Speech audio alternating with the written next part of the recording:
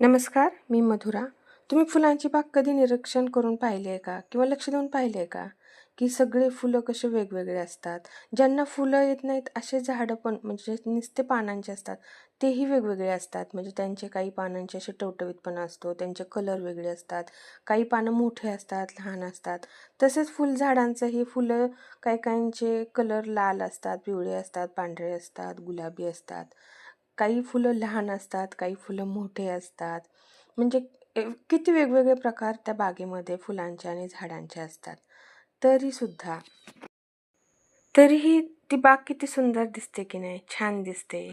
कारण प्रत्येक फूल किंवा प्रत्येक झाड आपापल्यानुसार फुलतात.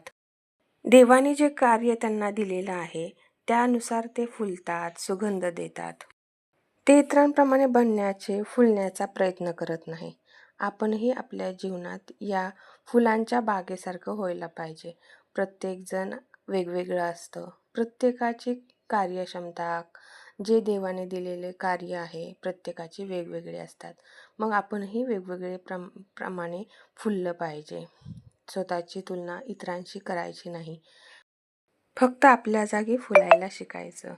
माझा व्हिडिओ जर तुम्हाला आवडत असतील तर माझ्या चॅनलला लाईक करा, शेअर करा, सबस्क्राईब करा.